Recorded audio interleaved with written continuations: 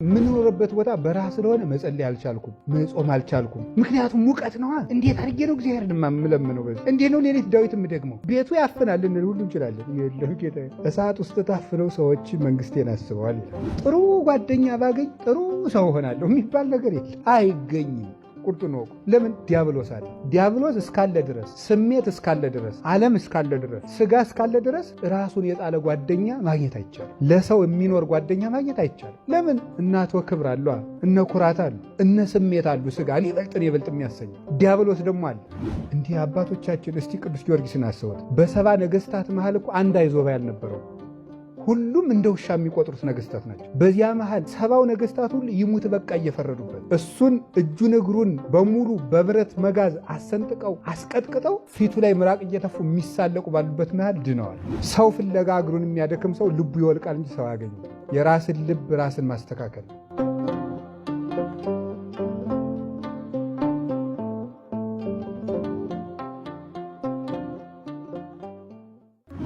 ሰሎሞን በ12 ዓመቱን አይደል እንዴ የዚያን ኃያል ንጉሥ ዙፋን ነው የተረከበው። ሰዎቹም እስራኤል ናቸው፣ ቀልድ አይደለም። መንበሩም የኃያል ሰው ነው፣ የሚመሩት ሰዎችም ኃያላን ናቸው። ቀላል ሰው የሚመራቸው አይደለም። ሄዶ ገባዖን ተራራ ላይ ምንድን ነው ያለ? ይህንን ኃያል ሕዝብ የምመራበት ጉልበት የለኝም፣ የሰራዊት ጌታ እግዚአብሔር ሆይ ጥበብ ስጠኝ ነው ያለ። ጥበብ ሰጠው። እንዲያውም አንተ እስካሁን የነበሩ ነገሥታት ያለመኑኝ ሁሉ ስለለመንከኝ ያለመንከውን ሀብት ጨምሬ እሰጥሃለሁ አለ። ሀብት ሰጠው። ከዚያ በኋላ ወዲያው እንደተሾመ እግዚአብሔር ደግሞ ቸር አይደል? ያንን የለመነውን ጥበቡን እንደሰጠው ለማጠየቅ አንድ አስቸጋሪ ፍርድ ፊት ለፊቱ መጣ። ሁለት ሴቶች አንድ ቤት ይኖራሉ። ሁለቱም ልጅ አላቸው። አንዲቱ በእንቅልፍ ልቧ ተኛችበትና ልጁ ሞተ። ቀስ አርጋ ደህናውን ልጅ ወሰደችና ለራሷ ታቅፋ የሞተውን ልጅ ወስዳ ለጓደኛዋ አስተኛቻት፣ አሳቀፈቻት። በበነገው የኔ ልጅ ሙቷል ሲጣሉ የሞተው ያንቺ ነው ተጣሉ። ከሰሎሞን ይዘውት ሄዱ። እንግዲህ 12 ዓመት ልጅ እንዲህ ያለ ዳኝነት ሲቀርብለት እንዴት አድርጎ ይፈርዳል? የሞተው ልጅ የማን ለመሆኑ የዛን ጊዜ ዲኤንኤ የለም፣ ምስክር እንዳይጠላ ምስክር የለም። እሷም ታቅፈው ነው የተገኘ።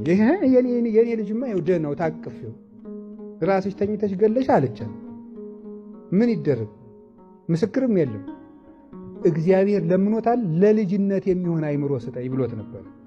አይምሮ ሰጠው። ምን አደረግ? ጥሩ ደናውን ልጅ በቢላዋ ሰንጥቃችሁ አካፍሏቸው አለ ብሎ ፈረደ። ያቺ ልጇን የገደለችው ምን አለች? ይከፈል። እንደው ግርበል ይከፈል በቃ። አዎ እሷ እንደው ብቻ ለእሷ ብቻ ሆነ እንጂ ይከደላትል። እንዲህ ግርመል እኮ ሰሎሞን ምንድን ያደረገ? እናቱ ብትሆን ኑሮ ይከፈላትልም ነበር። ያልወለደ አንጀቷን የጨከነና ያችኛይቱ ግን ከሚከፈል ልጁ ለሷው ይሁን ትውሰደዋል። አይከፈል ያለችው ናት እናቱ ለሷ ስጡ ብሎ ይፈረደ። ስለዚህ አሁን ይሄንን አይምሮ ያገኘው ሰሎሞን ከምንድን ነው? ከእግዚአብሔር ዘንድ ነው። ስለዚህ ልጅ ነኝ ገና ዓመቴ ነው እያለ ከምትንጓተት አይምሮ ከሚሰጥ ወደ ማን ተጠጋ ነው? ከእግዚአብሔር ተጠጋ ነው። በልጅነትህ ወቅበት። እኔ ደንቆሮ ነኝ የማውቀው ነገር የለኝም አትበል። ወደሚያውቅ ወደ እግዚአብሔር ተጠጋ ነው። ከቃሉ ጋር ናችሁ። ውርጭ፣ ብርድ፣ ሙቀት ምክንያት የሆነ ለምሳሌ አሁን የምኖርበት ቦታ በረሃ ነው። እንዴት አድርጌ ልጸልይ ማለትስ ይቻላል? እንደዚያ ስነው ይላል። ሰለስቱ ምዕት እሳት ውስጥ ነው ሲጸልዩ አላያቸውም ይላል እግዚአብሔር። እና አሁን የምንኖርበት ቦታ በረሃ ስለሆነ መጸለይ አልቻልኩም፣ መጾም አልቻልኩም። ምክንያቱም ሙቀት ነዋ። እንዴት አድርጌ ነው እግዚአብሔርን የምለምነው? በዚህ እንዴት ነው ሌሊት ዳዊት የምደግመው? ቤቱ ያፍናል ልንል ሁሉ እንችላለን። የለም ጌታ፣ እሳት ውስጥ ታፍነው ሰዎች መንግስቴን አስበዋል ይላል። እሳቱ ውስጥ ነው። ይባርክዎ እሳት ወላሂብ ለእግዚአብሔር ይላሉ። እሳትና ሙቀት እግዚአብሔርን ያመሰግናሉ ይላሉ። እሳቱ ውስጥ ነው። በረዶው እንዴት አድርጎ እዚህ ደጋ ላይ ስንል ደግሞ ይባርክዎ ደደኮ መርቄ ለእግዚአብሔር። ቅዱስ ያሬድን የመሰሉ አባቶቻችን በረዶ ውስጡ ነው ለምነዋል። 40 ሐራ ሰማይ 40 ቀን በበረዶ ኖረዋል። በረዶ ውስጥ ተጥለው ፈጣሪያቸውን ሳይረሱ 40 ቀን ወታደሮች እኮ ናቸው። ክርስቶስን ከምንክድ በረዶ ይሻለናል። አሁን ታዲያ ምንድን ነው ቦታ እንዳንድን ያደረገን፣ መልካም እንዳንሰራ ያደረገን ቦታው ይሆን? በፍጹም አይደለም። ደጋነቱ ቆላነቱ አይደለም፣ አይምሯችን ነው ችግር። ይኸውላችሁ አንድ ነገር ንገራችሁ። የተመቻቸው ቦታ፣ የተመቻቸ ጊዜ፣ የተመቻቸ ሰው ፍለጋ በደከምን ቁጥር የልቡናችን ጉልበት ይደክማል እንጂ አናገኝም። ጥሩ ጓደኛ ባገኝ ጥሩ ሰው ሆናለሁ የሚባል ነገር የለም፣ አይገኝም። ቁርጡን ወቁ። ለምን? ዲያብሎስ አለ። ዲያብሎስ እስካለ ድረስ፣ ስሜት እስካለ ድረስ፣ ዓለም እስካለ ድረስ፣ ስጋ እስካለ ድረስ ራሱን የጣለ ጓደኛ ማግኘት አይቻልም።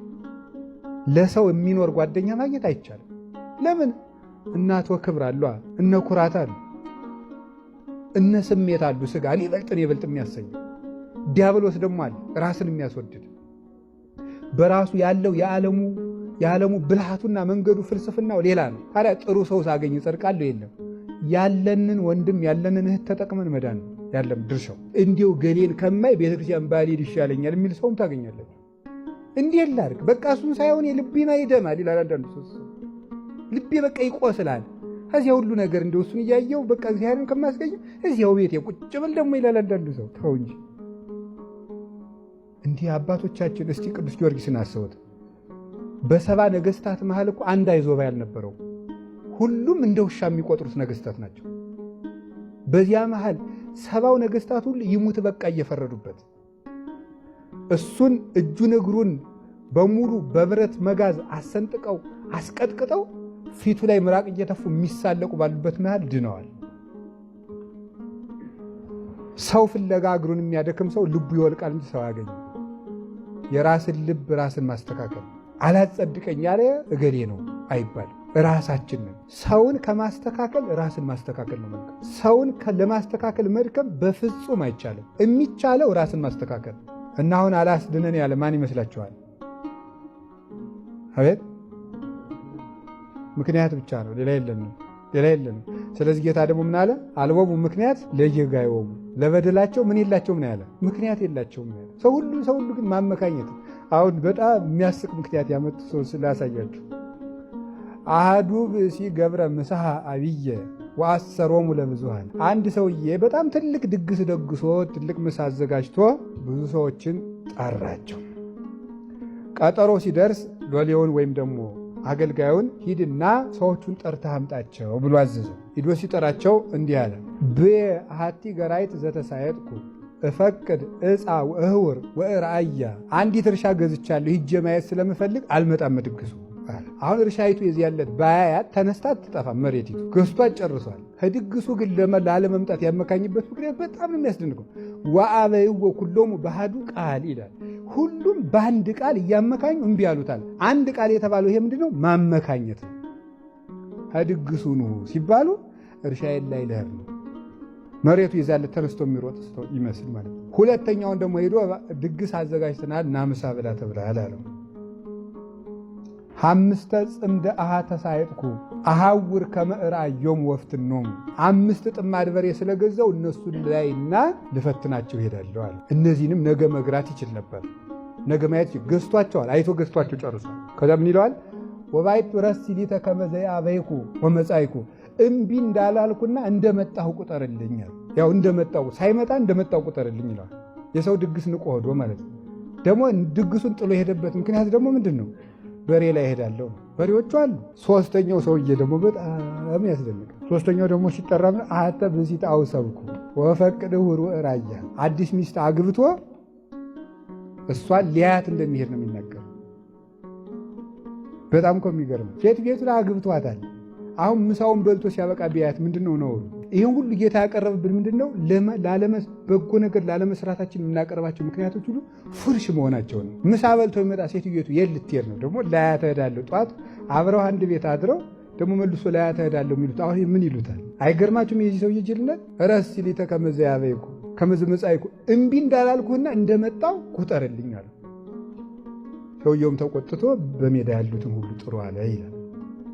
እነዚህ ምክንያቶቹ የመጀመሪያው እርሻ ገዝቼ ላይ እሄዳለሁ ያለው ሰማያዊ ልደቱን እመኑ ቢላቸው ምድራዊ ልደት እንጂ እኛ ሰማያዊ ልደት የሚባል አናውቅም ብለው የካዱት ናቸው። እርሻ የተባለ ምድር ነው። የክርስቶስን ሰማያዊ ልደት ለማየት ለማመን የተቸገሩ ሰዎች ናቸው።